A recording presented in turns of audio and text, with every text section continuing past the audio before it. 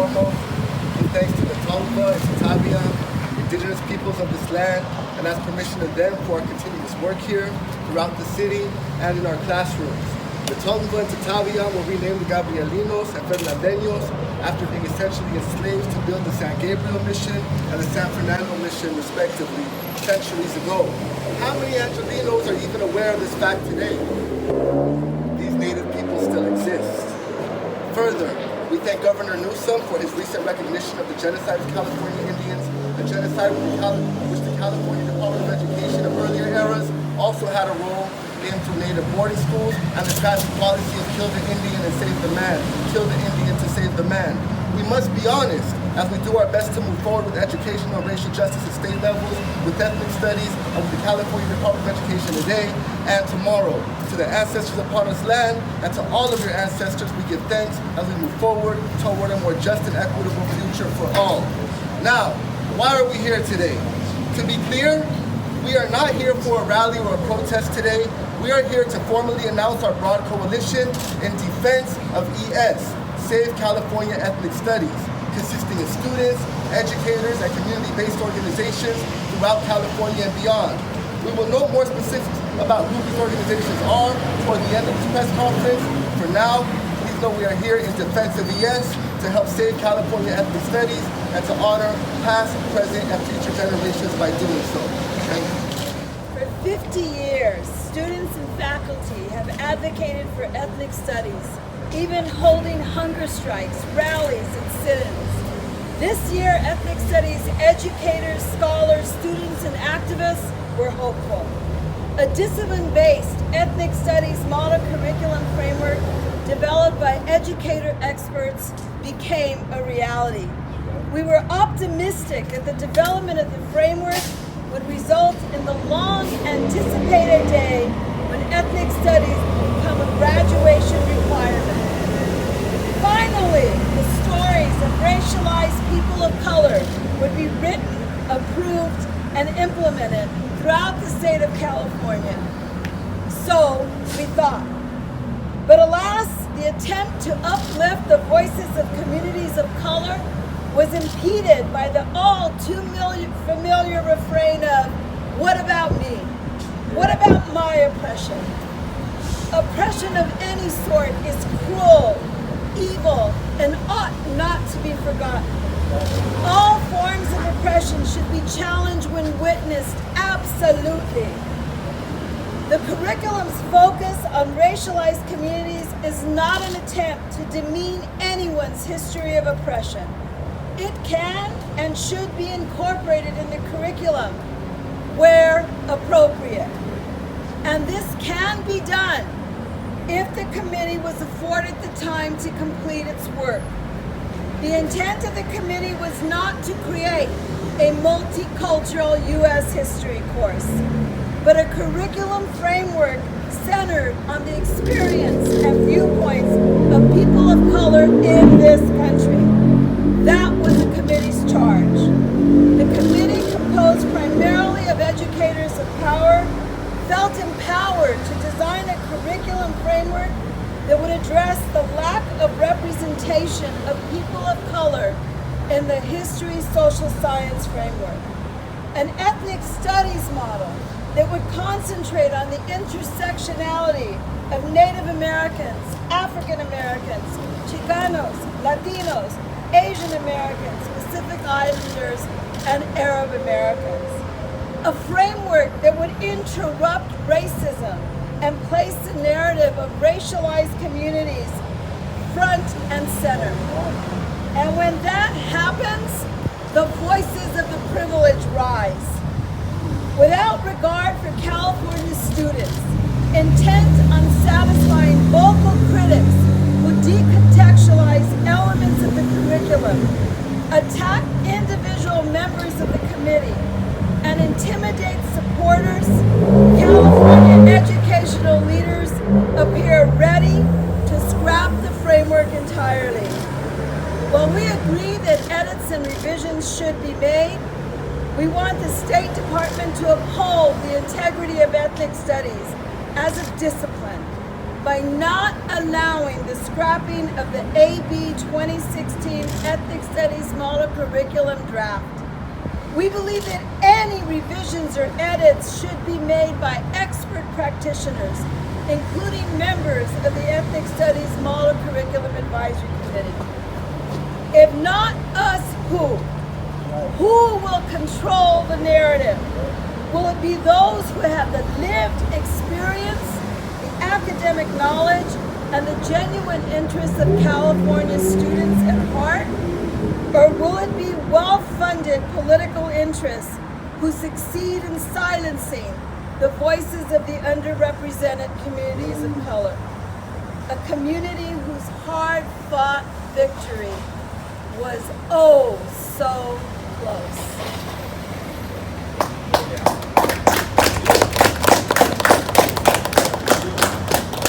My name is Ron Espiritu. I've been a high school ethnic studies teacher in Los Angeles for the past 14 years, and I continue to be a high school ethnic studies teacher today. I'm speaking also as a member of the People's Education Movement, a grassroots teacher-led organization that believes in the transformative power of ethnic studies pedagogy. We have chapters in Los Angeles, Bay Area, and Chicago. And I'm also here as a representative of a board member of the Education for Liberation Network, a national organization that focuses on building liberatory education, including ethnic studies, by connecting the different regions, organizations, and movements into a broader national effort to promote the teaching of social justice and liberation in classrooms across the country. We believe in connecting both what's happening here in Los Angeles and Southern California, as well as the state of California, with efforts to promote and expand ethnic studies course offerings in the state of Texas, Washington State, Oregon, Rhode Island, Chicago, and other places in the country. In my 14 years as an ethnic studies educator, I continue to see the transformative impact that these classes have on young people and on school communities. When students are able to find themselves and their families placed on the historical timeline, they matter inside of the classroom, to themselves, and to each other. And as a high school student, I never had the chance to learn about my Chicano cultural identity, more about the Black community, Asian American, Pacific Island community, or other communities that aren't white. So when I finally got the chance to immerse myself in ethnic studies in college, I felt like I became a scholar and intellectual. So why do our students have to wait until they get to college and university to be able to have this empowering experience? In the past 10 years, we've seen a lot of victories in the ethnic studies movement. From the historic ethnic studies resolutions that got passed in Los Angeles Unified School District, a school district that serves primarily 90% students of color, and other school districts across the state of California, a state that serves 75% students of color. The expansion of ethnic studies and more courses being offered to students in Los Angeles, San Diego, and other parts of the country have been exciting and important progress. But despite these gains, we still aren't where we should be, which is getting to a place that all students in Los Angeles and all students in the state of California have access to this academic discipline that has proven positive academic and social results for students of all races and ethnicities. The creation of the Model Ethnic Studies curriculum that included many important scholars that are here today, including Teresa, Boteca, was a historic, and Lupe, who's here today, was a historic effort. These folks, these expert ethnic studies practitioners and scholars dedicated their own time and energy to create a 300+ page document that's incredible, excellent models for our classrooms. And it's exciting that this is being created. As Teresa mentioned, and as I'm sure the others will talk about, revisions are possible, edits are possible. But it's important that we as ethnic studies practitioners, teachers, keep the integrity of the Model Ethnic Studies curriculum and make sure that what was created is stayed there, to make sure that all of the people that were a part of creating it continue to be a part of the revision and continue to be a part of the process. We as a community that's standing here today stand united with the message that the time for ethnic studies in our K-12 schools, the time to pass the legislation for an ethnic studies graduation requirement, the time to pass legislation for the ethnic studies graduation requirement in California State University system is now. It's not next year, 2 years, or 5 years from now. The time is now, because students deserve it. and it's time that the legislators listen to the grassroots community and the grassroots movement. Thank you. Hi everyone, my name is Mayan Alvarado Goldberg. I go to John Marshall High School and I'm a senior this year. So supporting ethnic studies is not a theoretical conversation for me. It would be an understatement to say that it changed my life. Before I took part in any ethnic studies courses, I struggled a lot with the concept of being enough. Growing up multicultural was a beautiful experience, but also a challenge to fit into both sides of my identity. I didn't feel enough to be part of the Jewish community or Guatemalan enough to be part of the Latina community. And I think that it wasn't until, it was in my bat mitzvah process that I learned about the Jewish identity that I had, but it was not until I was part of the Maya Women in LA project where I studied where I actually had the chance to be part of a curriculum that placed Indigenous Central American women at the forefront of what I was learning. And after that, I was able to understand not only the forms of oppression that my people face, but also the forms of resistance and the beauty that comes in a culture that is so ignored. And I think that for the first time in my life, I was actually able to learn about that type of history. And before that, I struggled a lot to reduce myself to these boxes that people wanted to put me in, where I felt like I had to choose between parts of my identity, and after that I felt like I didn't have to shrink myself anymore, and I felt like I could take up space and make my voice heard.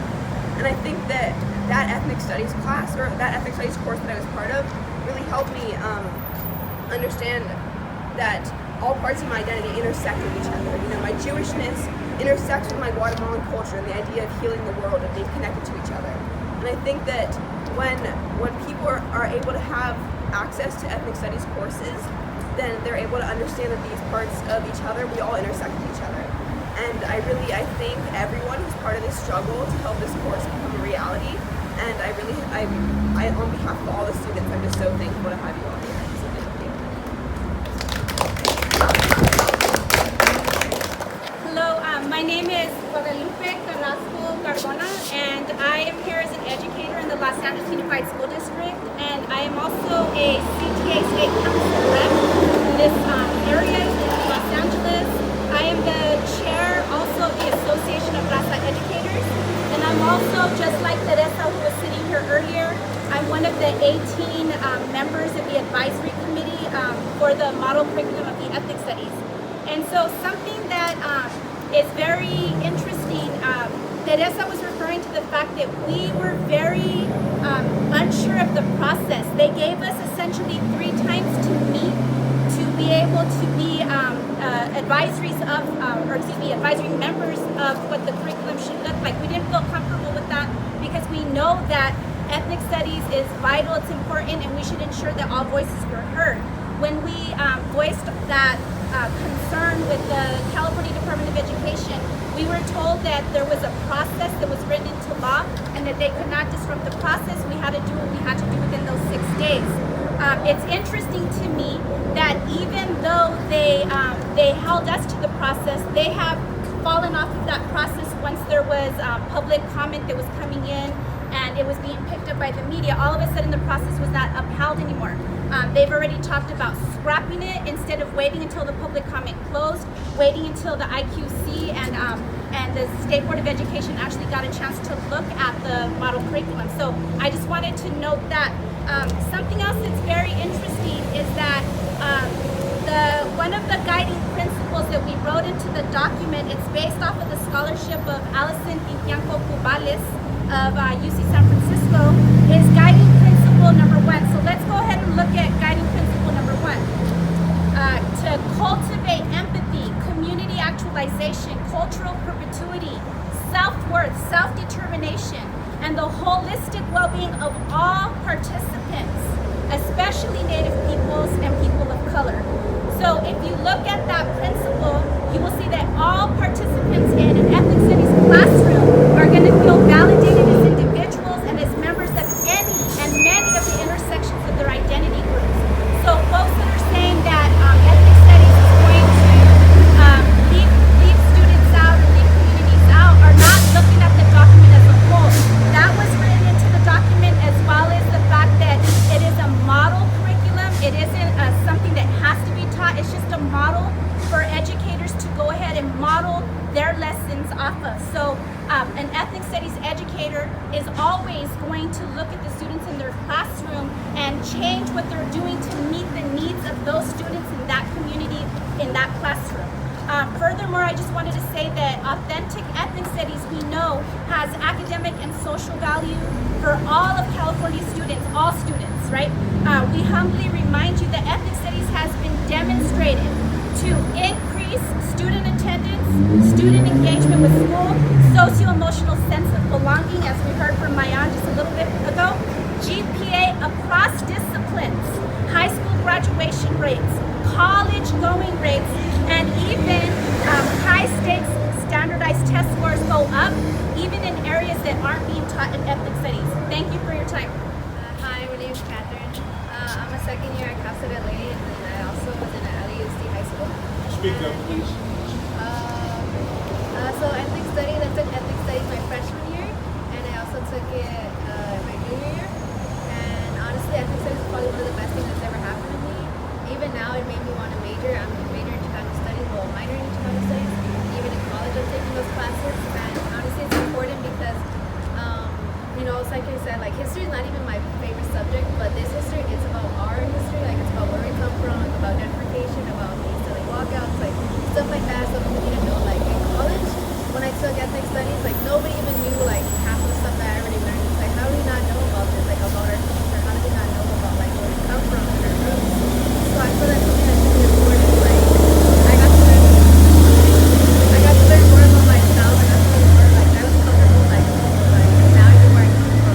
Like it is kind of like how people say that everyone like they make you want to be like you have to choose where you are, and like you don't really get to identify yourself.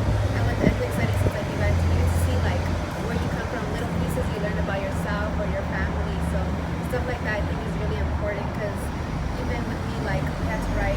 I really struggled a lot. Like I'm very quiet, and then once I took ethnic studies, I kind of learned, you know, like I'm not just a minority or like everyone says like we're a minority. But like I shouldn't be like that. Like we have to change like how everyone pictures us or everyone thinks that trying to hide who our history is. So I think that's basically what I learned about ethnic studies and why I think it's so important. Well, good afternoon, everybody. Buenas tardes. My name is Brian Zamora, and I am a transfer student to UCLA from Los Angeles Christian College. I'm currently enrolled in the Summer Bridge program. And what's fascinating for me to see really is the difference in relation to how well students of color are able to navigate the institution upon their arrival. And in speaking to ethnic studies, I think it's really through ethnic studies that I learned to navigate the system of education that so often fails so many students of color. You see, I graduated from high school with only a 2.7, but by that time I had already had the support of mentors and mentors like Lupe, like Boteca, like Teresa, like Stevie, who were able to teach me really the importance and value of an education, and not only becoming more aware of the conditions, the social conditions around us, but really the influence and the power that we can have then as educators to transform not only ourselves but our societies, right? And so I go into UCLA intent not only on receiving an education for myself, but for having the opportunity to then take those very same instruments and tools and give them back to my communities, right? One of the things that I came out of really intense with out of high school was, you know, I really want to get to a position where I can reach the little homies that I left behind, you know, because I have a lot of friends who are still in continuation school. I have a lot of friends who have been in prison, have done time, right? And so it takes us as a community, it takes us as a comunidad to be able to reach those people in particular because they have a place and they belong within the education system. In the end, it's really my goal to be like a lot of the people that you have in front of you, you know. When my friends ask me what it is that I want to do, I just tell them, you know, I really want to teach the teachers how to teach because not enough know. Not enough know. And I thank each and every single one of you for your support and for making it today. Thank you. Hello, my name is Melina Abdullah, Melina, A-B as in boy, B as in David, U-L-L-A-H, and I am a professor of Pan-African Studies at Cal State LA. I'm also one of the core organizers and co-founders of Black Lives Matter Los Angeles, and I'm a mother of 3 children who are in LAUSD schools, one of whom has had an experience similar to both of yours, where she was transformed. She was in the middle, she was the first class of students required to take ethnic studies in LAUSD, and we have to remember that that victory in LAUSD was a victory that we had to struggle for and win.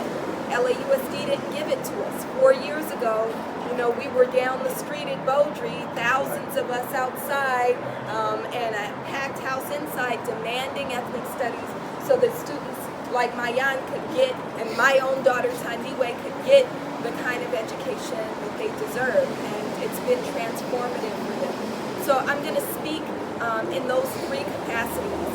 The first thing that I want to uplift is that we are at the 50th anniversary of ethnic studies, and we really need to understand that in 1968 it was students and community members at San Francisco State University who shut down that campus for 4.5 months to demand a liberatory model of education, to demand a model of education that speaks to Black folks, to brown folks, to Native folks, to Asian American folks, and to all oppressed groups, and to be a model of education that really empowers us to be agents of change and remain connected to our communities, as Brian mentioned, right?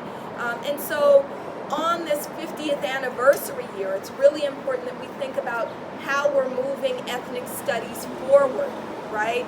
I think that it's important that we understand what ethnic studies is. So many of us think that ethnic studies is only filling gaps in terms of subject area. That's a major component of ethnic studies, right? Filling in gaps. I receive students like you often in my introductory ethnic studies classes at Cal State LA. I'm going to see you in one of them soon. When I start teaching, I often teach early in the semester about the history of chattel slavery, and we're now commemorating the 400th anniversary of chattel slavery in this country, right? So understanding what my ancestors endured as dehumanized people who were brought here to be workhorses, right? And so I'd be teaching this class, and I tend to be a pretty engaging professor, and one time I looked out and everybody had that glazed over look, and I said, what was happening? I was like, what's happening? Did I become boring all of a sudden, right? And I looked at my students and I asked them to write down 3 things. I asked them to write down, what is chattel slavery?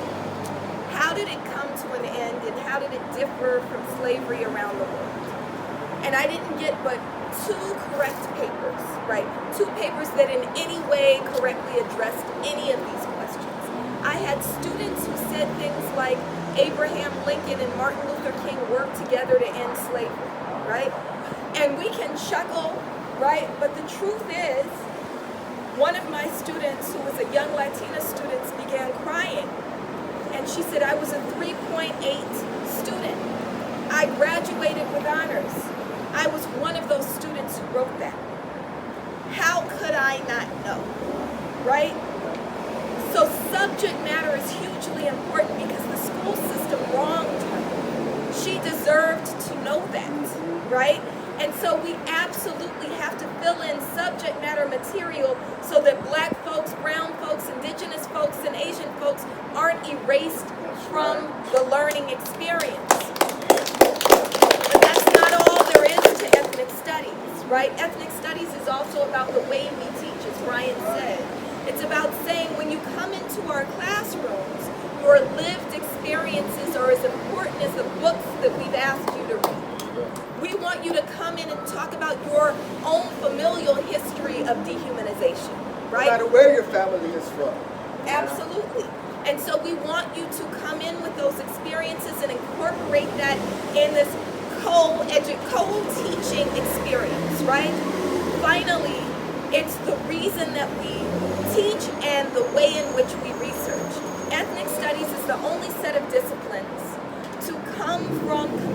struggle. And so the work that we do has a particular intention. We are not asking students to read things and understand things just so they can regurgitate it. It's so that when they read books like Push Out by Monique Morris, they don't just say, okay, here's the data on what happens to black girls in schools, that they feel compelled to say we need to transform our educational system so that black girls are not seized upon and preyed upon by too many police in schools, by policies that we just got rid of, like random searches in our schools. And so ethnic studies is about empowering students and empowering everyone who engages, including community members who are not in the classroom, to change the world in which we live. Finally, I just want to lift up, we're here absolutely to lift up ethnic studies, especially at this urgent moment when we see violent white supremacy running rampant in this country and around the world, right? But we're also, more than lifting up just ethnic studies, we're here to talk about the value of the model ethnic studies curriculum in particular. What we're seeing in this moment is people who have no experience with ethnic studies coming in and feeling entitled to tell us what ethnic studies is and what it should be. It doesn't mean that the model studies curriculum is perfect. As was admitted, there is always room for revisions and edits, right? We absolutely need to engage in that process. However, ethnic studies, which is led by people of color, is the only set of disciplines where people who have no experience or expertise feel that they have the authority to tell us what it is and what it should be. Ethnic studies is about empowering the people who are at this table and people who look like us. It's about recognizing this country's history of white supremacy and racism and about correcting that. And so that's what we're here to stand in solidarity, stand alongside each other, and demand and work towards. Thank you. I want to emphasize communities of color and ethnic studies have been working towards this moment for 50 plus years, right? It cannot be taken from us at the last second. That would be very unjust. In closing, I want to share this. One very recent update it is important to share is we are thankful that Superintendent Tony Thurmond and State Board of Education President Linda Darling-Hammond have heard our concerns and have reached out to us to help resolve them. We look forward to further building with them so we can move forward in a way that honors communities of color, our field of ethnic studies, and our 50 years of struggle to arrive at this moment, and in a way that is fruitful and beneficial to all communities.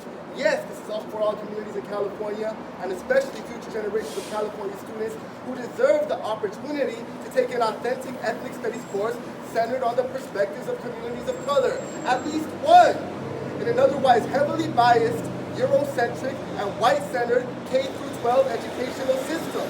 Let's please be honest about that. The future is here, all. In these times of presidentially endorsed white supremacy, climate crisis denial, racism, anti-blackness, anti-indigeneity, anti-Semitism, Islamophobia, xenophobia, sexism, heterosexism, classism, and many more forms of oppression, we must unite and based in love, solidarity, and mutual respect for all. In La Quech is a Mayan poem recited in many ethnic studies classes, and though it was deemed illegal by racist right-wing politicians in Arizona in 2010, racist Arizona politicians who fear communities of color and our knowledge, in California and many other parts of the country, it thrives. It's in the model curriculum. We embrace it. And representing ethnic studies, it goes like this. Tú eres mi otro yo. I'll wait for that one. And that's all you got it. Tú eres mi otro yo. You are my other me. Si te hago daño a ti, if I do harm to you, me hago daño a mí mismo. I do harm to myself. Si te amo y respeto, if I love and respect you, me amo y respeto yo, I love and respect myself. In La Quech. And that is at the core of what ethnic studies is about, all. Claso Kamati, thank you, gracias for joining us today. Much love and respect. Ethnic studies, educational, racial, and intersectional social justice, onward. Thank you very much. The very last thing to do today, I want to acknowledge those who are In defense of ES, Save California Ethnic Studies, we want to acknowledge and appreciate many who have signed on in support of our goals and demands of keeping an authentic, grounded ethnic studies amidst these threats, and supporting the current draft of the model curriculum with membership in the thousands. Support with membership in the thousands. She has to go teach to a radio show with much love and respect. Thank you. To name a few, in alphabetical order, including Alianza, Sacramento, Arab Resource and Organizing Center, Bay Area, Assemblywoman Dr. Shirley Weber, Chair of the California Legislative Black Caucus, Asian American Political Alliance, which goes back, which they started using the term Asian American, right, as a political identity. Much respect there. And to all here, Association of Rasta Educators, California, Black Lives Matter, California, California Faculty Association President Charles Kuhn, California State University Council on Ethnic Studies represents ethnic studies on 22 Cal State University campuses. California Teachers Association Vice President David Goldberg, California Indian History Curriculum Coalition, Council on American Islamic Relations, California, Compton Unified School District Board members, Education for Liberation Network, Ethnic Studies Now Coalition, Jewish Voice for Peace Bay Area, League of United Latin American Citizens California, National Association of Chicano Studies NorCal Foco, Pinay Pinoy Educational Partnership San Francisco, People Education Movement Los Angeles, Puku Cultural Community Services Native Nonprofit Organization, San Francisco Unified School District Board members, San Francisco Supervisors members, Southeast Asia Resource Action Center, Step Up Sacramento, UC Berkeley, TWLF, the ones who started this all 50 years ago, they're in support of the model curriculum draft. 1969 to today and for future generations.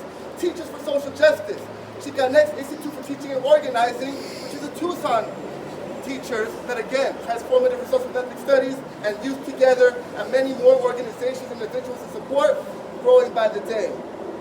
Save California Ethnic Studies all. Thank you for being here with us today.